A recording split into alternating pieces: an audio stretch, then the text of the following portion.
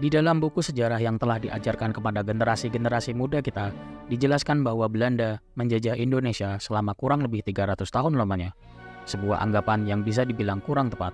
Hal tersebut tak lain dan tak bukan karena yang menjajah bangsa Indonesia bukanlah negara Eropa, melainkan sebuah perusahaan perdagangan dari salah satu negara Eropa tersebut yang sanggup memonopoli perdagangan rempah-rempah.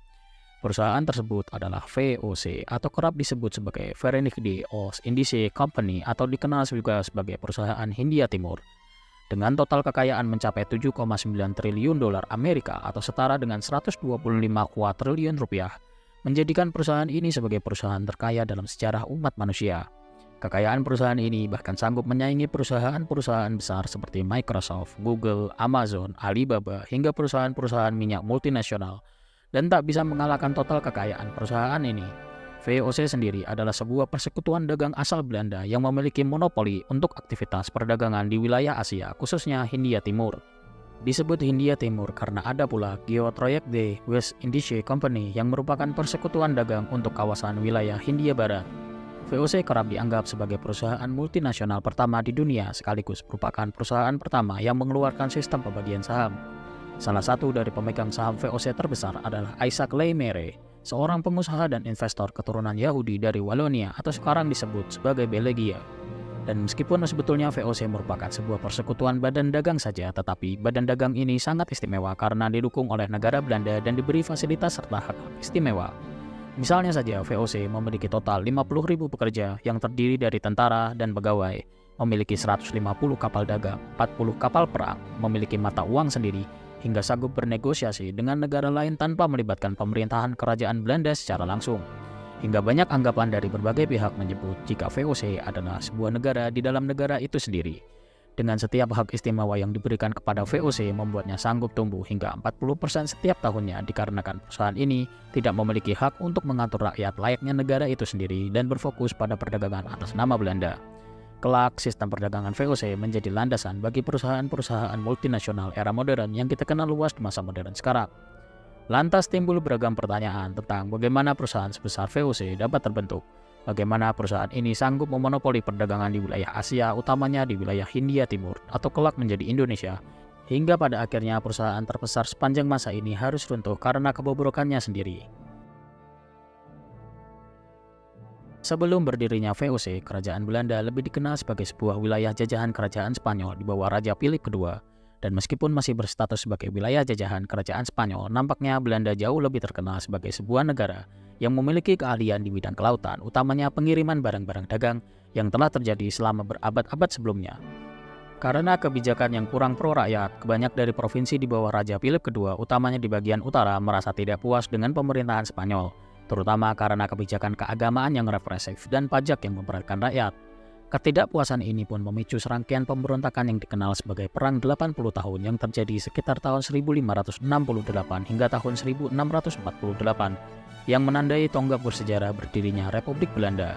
Puncak pergolakan politik tersebut terjadi sekitar tahun 1579 setelah ditandatanganinya Act of Utrecht atau Union van Utrecht di kota Utrecht, Belanda, di mana perjanjian ini merupakan salah satu tonggak utama dalam pembentukan Republik Belanda yang merdeka dari kekuasaan Spanyol.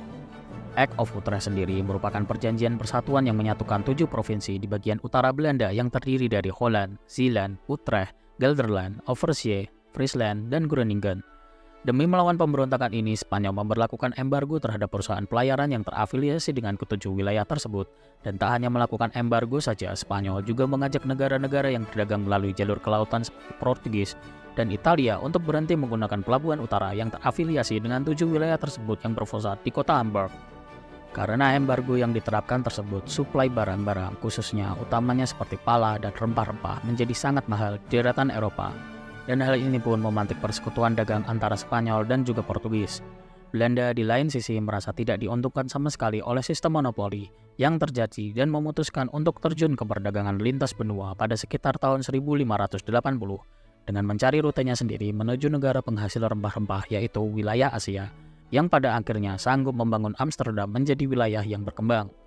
Perjalanan panjang mereka menuju wilayah Asia dimulai sekitar tahun 1595 ketika armada awal Belanda dipimpin oleh Cornelius de Houtman berangkat secara independen. menyusuri lautan yang jauh hingga menuju wilayah Asia dan akhirnya mendarat pertama kali di wilayah Banten setahun setelahnya atau tepatnya pada tahun 1596 dan berhasil membawa rempah-rempah kembali ke tanah Belanda. Karena keberhasilannya, banyak kapal dagang Belanda berlayar secara independen untuk mencari sumber rempah-rempah dan barang dagang yang sangat menguntungkan. Namun perjalanan tersebut bukan tanpa halangan, sebab karena dianggap sangat menguntungkan, banyak pihak yang bersaing satu dengan yang lainnya untuk mendapatkan rempah-rempah terbanyak. Tak hanya menghadapi armada-armada besar seperti armada Spanyol dan juga Portugis, kapal-kapal Belanda seringkali juga bersaing dengan armada kapal yang berasal dari Belanda itu sendiri, sehingga menimbulkan persaingan yang tidak sehat antara pedagang Belanda. Persaingan dagang tersebut termasuk permainan stok barang, serta permainan harga yang meruncingkan konflik satu pihak dengan pihak yang lainnya. Dan lantas karena konflik tersebut, pemerintah Belanda akhirnya membentuk sebuah wadah bagi para pedagang tersebut.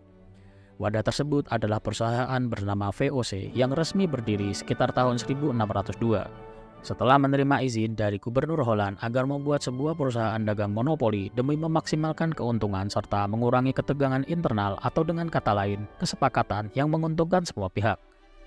VOC sendiri dikelola oleh sebuah badan direksi yang disebut Heren 17 atau merujuk pada 17 tuan yang terdiri dari perwakilan kota-kota perdagangan utama di Belanda yang mencerminkan sifat persatuan serta kebersamaan 17 wilayah yang menjadi pengelolanya. Mereka pun bertanggung jawab untuk mengatur kebijakan perusahaan, memutuskan rute perdagangan, dan mengawasi operasi di luar negeri, serta menjadi perusahaan multinasional pertama yang menjual sahamnya ke pasar bebas yang terbuka untuk umum. Dengan bentuk yang baru, perusahaan ini menguasai wilayah yang meliputi ujung barat, Tanjung Harapan di Afrika hingga Selat Magellan di wilayah Hindia Timur, dan memastikan monopoli perdagangan dengan skematis yang sedemikian rupa hingga kerap dianggap sama kuatnya sebagai suatu negara. Dan kelak kita semua akan mengenalnya sebagai Verenigde Oost-Indische Company atau VOC. Verenigde Oost-Indische Company atau VOC lahir dengan cita-cita sebagai wadah Republik Belanda dalam memonopoli perdagangan rempah-rempah, utamanya di wilayah Asia atau Hindia Timur atau kerap kita kenal sebagai Indonesia. VOC sendiri sanggup menancapkan kekuasaannya dan sanggup mengeruk kekayaan di tanah Hindia Timur dan bersejalan dengan cita-cita Belanda untuk merdeka dari jajahan Spanyol dengan dana melimpah dari hasil monopoli dagang tersebut. Perjalanan panjang VOC sendiri dimulai sekitar tahun 1595 ketika Belanda mengirimkan 4 armada kapal dagang yang mengarah ke Hindia Timur dengan total 200 awak dan dipimpin oleh Cornelius de Houtman. Selama dalam perjalanan mereka menemui banyak rintangan hingga total awak kapal yang tersisa hanya sekitar 80-an awak saja. Cornelius de Houtman pada akhirnya berhasil mendarat di daratan Hindia Timur untuk pertama kalinya pada tahun 1596 dan mendarat di pusat pelabuhan dagang rempah-rempah yang terletak di Banten. Dan hal ini pun membuktikan pada pemerintahan Belanda bahwa pelayaran ke wilayah Hindia Timur sanggup direalisasikan serta sanggup bersaing dengan pedagang-pedagang Portugis dan juga Spanyol. Sekembalinya ke Belanda dengan barang-barang dagangan yang menguntungkan, Dewan Belanda memutuskan untuk menyatukan perusahaan dagang swasta independen di bawah satu nama, yaitu VOC, yang diberikan piagam perjanjian yang berlaku selama 21 tahun lamanya, dengan tujuan mengorganisir praktik monopoli dagang di sepanjang Hindia Timur. VOC sendiri terdiri dari 6 kamars yang memiliki 6 pelabuhan penting di Belanda yang meliputi Amsterdam, Delft, Rotterdam, Enkhuizen, Middelburg, dan juga Hoorn, yang masing-masing pelabuhan tersebut dipimpin oleh eksekutif berbeda yang sering disebut sebagai Dewan 17 atau Heren 17. Masing-masing 17 dewan tersebut terdiri dari direktur yang mewakili masing-masing pelabuhan seperti 8 delegasi dari Amsterdam, 4 berasal dari Zeeland, dan masing-masing diwakili 1 direktur untuk masing-masing pelabuhan, sementara kantor pusatnya sendiri terletak di wilayah Amsterdam. VOC sendiri terdaftar sebagai perusahaan dagang multinasional pertama yang tercatat menjual saham kepada publik. Dengan perdagangan saham pertamanya yang tercatat pada tahun 1602 dan sanggup mengumpulkan 6 juta gulden, dan pemegang sahamnya sendiri tak hanya terdiri dari orang-orang Belanda saja, melainkan juga terdiri dari para imigran yang diperkirakan total keseluruhan asetnya lebih besar bahkan jika dibandingkan dengan Britania Raya. Berdirinya VOC ditetapkan oleh piagam VOC, di mana perusahaan tersebut akan dilikuidasi setelah berjalan selama 10 tahun lamanya.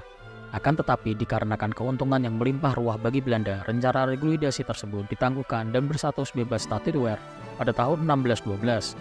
Keuntungan besar VOC digunakan Belanda untuk membangun negerinya yang kecil, mengatasi banjir rob, serta membangun kota serta negaranya. VOC sebagai sebuah perusahaan dagang multinasional bertanggung jawab untuk memonopoli perdagangan di wilayah Hindia Timur atau Indonesia dan diberikan banyak keistimewaan oleh Belanda dalam menjalankan setiap operasinya di wilayah tersebut. Mereka utamanya mengincar komoditas utama yang begitu mahal dijual di zaman tersebut. Komoditas tersebut adalah pala dan fuli, dua bahan yang sangat berharga di daratan Eropa. Selain digunakan sebagai bahan makanan, pala, fuli, dan rempah-rempah lainnya digunakan secara luas sebagai bahan medis dan bahan manufaktur utamanya pabrik-pabrik di daratan Eropa dengan harga yang sangat mahal. Di masa tersebut, jika diumpamakan 1 kilo pala dan rempah-rempah dihargai sama dengan 1 kilogram emas murni, menjadikan komoditas ini sangat diincar oleh VOC. Meskipun bahan ini sudah tersedia jauh dari zaman Romawi kuno melalui jalur perdagangan Arab, nyatanya mereka tak mengetahui dengan pasti dari mana rempah-rempah itu berasal.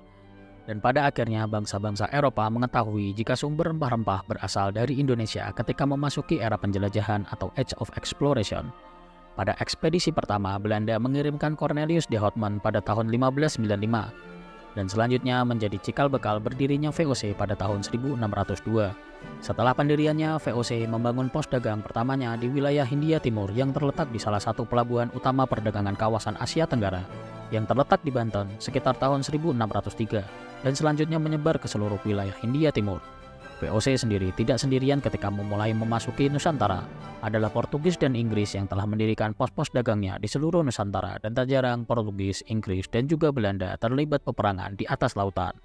Setahun berselang atau tepatnya pada tahun 1604, Inggris melalui perusahaan dagangnya yaitu East India Company atau EIC mengirimkan armada dagang keduanya untuk menguasai pos dagang yang lebih banyak dan ini mengancam teknik monopoli yang coba diterapkan VOC di tanah Nusantara. Armada tersebut dipimpin oleh Sir Henry Middleton yang menyebar ke wilayah Ternate, Tidore, dan juga Banda di mana bersinggungan langsung dengan VOC yang berusaha memonopoli perdagangan rempah-rempah di wilayah tersebut. Merujuk pada biaya tahunan militer VOC yang cukup besar mencapai 400.000 gulden, dengan biaya tersebut digunakan untuk membangun armada kapal perang, membangun benteng, serta menggaji para serdadu mengakibatkan kebutuhan akan anggaran yang begitu membengkak. Hal tersebut pun menjadi sebuah landasan di mana VOC harus mempunyai kaki pijakan di tanah Hindia Belanda dan pada perkembangannya, VOC menunjuk seorang gubernur jenderal untuk memimpin operasi VOC di wilayah Asia yang diawasi oleh Badan Council of Indies atau Raad van Indie. Gubernur jenderal mempunyai wewenang untuk mengatur daerah Hindia Timur sebagai perpanjangan tangan Harry Heren 17 di wilayah Hindia Timur. Pada tahun 1605, VOC memasuki India di mana mereka mendapatkan izin untuk mendirikan pos perdagangan awal yang terletak di Kochi, Kalkuta, dan Pondicherry, serta Hooghly yang memastikan praktik dagangnya berjalan di tanah India. Memasuki tahun 1610, Peter Both ditunjuk sebagai gubernur jenderal pertama VOC dan memusatkan pemerintahannya di wilayah Ambon. Dan meskipun ditunjuk sebagai pusat VOC selama 3 periode gubernur jenderal yang terjadi dari tahun 1610 hingga tahun 1619, lokasi tersebut dianggap tidak memuaskan meskipun berada dekat dengan sumber rempah-rempah yang berada di wilayah Banda. Hal tersebut dikarenakan wilayah Banda yang berada jauh dari pusat jalur perdagangan internasional yang berada di wilayah Malaka. Dan oleh sebab itu, VOC memindahkan pusat perdagangannya ke Batavia pada tahun 1619. Sebelumnya, gubernur jenderal kala tersebut yaitu Jan Pieterszoon Koen melihat sebuah peluang bahwa VOC sanggup menjadi sebuah perusahaan besar di tanah Asia, baik secara kekuasaan politik maupun kekuatan ekonomi. Hingga pada 30 Mei 1619, Jenderal Koen menyerang Jayakarta. Koen yang dibekali armada 19 kapal perang menyerang Jayakarta, mengalahkan pasukan kerajaan Banten dan menghancurkan Jayakarta. Dan setelah menghancurkan serta membakar Jayakarta, Koen membangunnya kembali dan menamainya sebagai Batavia, dan menjadikannya sebagai pusat administrasi dan juga militer dan menjadi pusat operasi VOC di wilayah Asia Tenggara. Setelah memerintahkan pemindahan pusat administrasi, Koen menggenjot pemasukan VOC dengan cara memeras lumbung penghasil rempah-rempah dan menggenjot pemasukan dari wilayah-wilayah kekuasaannya. VOC memerintahkan produksi kain sutra di wilayah India dan berdagang dengan Jepang untuk ditukarkan dengan perak. Dan selain itu juga memperoleh sutra dari Cina untuk diperdagangkan kembali. Selain itu, produk utama VOC juga meliputi rempah-rempah utamanya dari Kepulauan Banda. VOC menggenjot produksi rempah-rempah dengan cara mempekerjakan paksa orang-orang lokal Banda yang berakhir dengan kelaparan serta kematian besar-besaran warga lokal pada sekitar tahun 1620 hingga tahun 1621. Dan untuk memenuhi kekurangan sumber daya manusia di Kepulauan Banda, Koen menerapkan kebijakan pengiriman budak-budak dari tanah Jawa ke wilayah Banda. Pundi-pundi kekayaan kolonialis ini diperas dari orang-orang pribumi asli Banda demi nama kemakmuran dan kesejahteraan negara Eropa, dan terbukti perkembangan perusahaan VOC melejit dengan korban manusia sebagai tumpuannya. Perkembangan nilai perusahaan ini sendiri melesat mencapai 50% yang didapatkan dengan cara berdagang rempah-rempah sebagai komoditas paling diminati di tanah Eropa. Selain itu, Eropa lebih mementingkan rempah dibandingkan emas dan perak mengakibatkan meroketnya pendapatan VOC yang terjadi hingga sekitar tahun 1670-an, di mana nilai perdagangannya mencapai 6 juta gulden per tahunnya atau sekitar 9 triliun rupiah. Perlahan tapi pasti, VOC sanggup mengalahkan armada Portugis dan menguasai satu persatu wilayahnya. Seperti pada tahun 1640, di mana VOC berhasil menguasai sebuah pelabuhan yang terletak di Kepulauan Ceylon yang terletak di Sri Lanka, yang sanggup menguasai perdagangan kayu manis setelahnya, dan selanjutnya menguasai Malabar yang terletak di wilayah India. Selain itu, VOC juga menyerang wilayah Thailand, Vietnam, dan juga Cina untuk mengganggu perdagangan Portugis dari tanah tersebut. Dan meskipun hasilnya bervariatif, selanjutnya pada tahun 1641, VOC dengan kekayaan serta armada perangnya yang sanggup menguasai Malaka dari tangan Portugis, dan ini menjamin praktik monopoli dagang mereka, utamanya di wilayah Asia Tenggara. Pada tahun 1652, VOC melalui gubernur jenderalnya yaitu Jan van Riebeeck membangun koloni mereka di ujung benua Afrika atau tepatnya di Cape Town, Afrika Selatan, sebagai tempat persinggahan armada dagang dari Asia menuju Eropa. Dan begitu juga sebaliknya. Riebeeck membangun benteng, pelabuhan, serta mengembangkan tanaman-tanaman yang bisa diperdagangkan seperti gandum, buah-buahan, sayur, serta daging-dagingan dari suku-suku sekitar. VOC yang berpengalaman dalam mendirikan koloni menyadari pentingnya peran budak dalam menjalankan setiap lini bisnisnya, dan ini membawa perubahan besar bagi penduduk asli wilayah tersebut, termasuk suku Khoi-Khoi. Pada awalnya, hubungan antara pemukim Belanda dan penduduk Khoi-Khoi adalah hubungan perdagangan. Namun, seiring berjalannya waktu, terjadi konflik karena perampasan tanah oleh para pemukim ini. Setelah menguasai berbagai macam pos dagang yang tersebar dari Tanjung Harapan hingga wilayah Asia, VOC berhasil mencapai titik gemilangnya sekitar tahun 1669 dengan total 150 kapal dagang, 40 kapal perang, 50.000 karyawan, serta 10.000 pasukan pribadi, menjadikan VOC sebagai sebuah kekuatan besar non-negara yang ada di dunia. Selain itu, total kekayaannya pun dikatakan melonjak hingga 40% dari modal awal yang dikucurkan oleh Heeren 17, serta dapat menarik lebih banyak investor untuk mengucurkan modalnya, di mana modal tersebut digunakan untuk mengelola koloni-koloni perdagangan, membangun tentara, serta mempersenjatai armada kapal perang demi menjamin berjalannya praktik monopoli perdagangan di wilayah kekuasaan VOC. VOC sendiri di waktu tersebut telah menguasai Tanjung Harapan di Afrika Selatan, menguasai India, Sri Lanka, menguasai Hindia Timur atau Indonesia, menguasai jalur Malaka, menjalin kerjasama dengan Cina dan juga Jepang, serta sanggup melakukan ekspedisi hingga menyentuh Selandia Baru. Mereka sanggup memonopoli perdagangan rempah-rempah, menguasai perdagangan barang-barang berharga seperti sutra, perak, tembaga, dan barang-barang penting lainnya. Dan bahkan barang-barang dagang yang berasal dari VOC sanggup membanjiri pasar Eropa dengan barang dagangannya, menurunkan harga pasar, serta sanggup mengacak-acak pasar rempah-rempah yang juga dilakukan oleh negara-negara saingannya seperti Portugis, Spanyol, dan juga Inggris. Namun, apa yang dilakukan VOC justru memukul kembangan perusahaan itu sendiri, di mana perusahaan-perusahaan serupa meniru langkah VOC serta mendirikan perusahaan dagangnya sendiri seperti Perancis dan juga Denmark yang menurunkan harga dagangan barang-barang VOC. Hingga akhirnya VOC harus menutup pusat dagang lada di Banten pada tahun 1684. Serta terjadi pergeseran barang dagang di daratan Eropa dari komoditas rempah-rempah beralih ke komoditas-komoditas konsumsi seperti kopi, teh, kapas, tekstil, serta gula yang memaksa VOC harus memutar otak untuk memenuhi kebutuhan pasar tersebut. Dengan beralihnya komoditas dagang VOC, mau tidak mau VOC menambah kapasitas impor barang dagang dengan margin harga yang jauh lebih rendah demi memastikan monopoli perdagangan masih dari mereka. Dan hal tersebut terbukti ketika pada tahun 1740-an, VOC masih menjadi perusahaan dengan tingkat pendapatan tertinggi yang tidak dapat disaingi bahkan oleh perusahaan lainnya atau perusahaan-perusahaan rival beratnya yaitu Inggris. Dengan memonopoli perdagangan di wilayah Hindia Timur, VOC sanggup menjadikan kekuatan dominan di kawasan tersebut selama hampir 200 tahun lamanya, dan dengannya banyak dampak yang dirasakan di berbagai lini dan sendi kehidupan. VOC sendiri menerapkan sistem monopoli perdagangan rempah-rempah di Nusantara. Mereka menguasai dan mengendalikan perdagangan rempah seperti cengkeh, pala, dan juga lada yang menjadi komoditas utama pada masa itu. Dan hal ini mengakibatkan terjadinya eksploitasi besar-besaran terhadap sumber daya alam dan tenaga kerja lokal. Petani dan pedagang lokal dipaksa untuk menjual hasil bumi mereka kepada VOC dengan harga yang ditentukan. Dan seringkali harga tersebut sangat rendah. VOC menggunakan kekuasaan politik dan militernya untuk memastikan bahwa monopoli ini tidak terganggu. Kebijakan VOC seringkali melibatkan penindasan dan eksploitasi terhadap penduduk lokal. Sistem kerja paksa seperti kerja rodi diterapkan untuk memenuhi kebutuhan VOC akan tenaga kerja. Dan hal ini pun mengakibatkan penderitaan dan penurunan kualitas hidup bagi banyak orang-orang di Nusantara. VOC terlibat dalam berbagai konflik dengan kerajaan-kerajaan lokal dan kelompok etnis di Nusantara.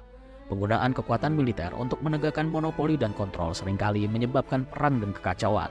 Selain itu, VOC juga memanfaatkan dan memperburuk konflik internal di antara kerajaan-kerajaan lokal untuk kepentingan mereka sendiri.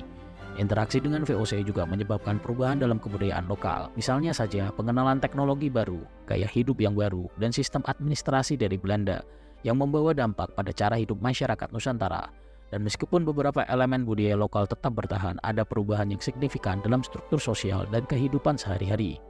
VOC pun juga memperkenalkan sistem pendidikan yang didominasi oleh bahasa Belanda serta kultur Eropa.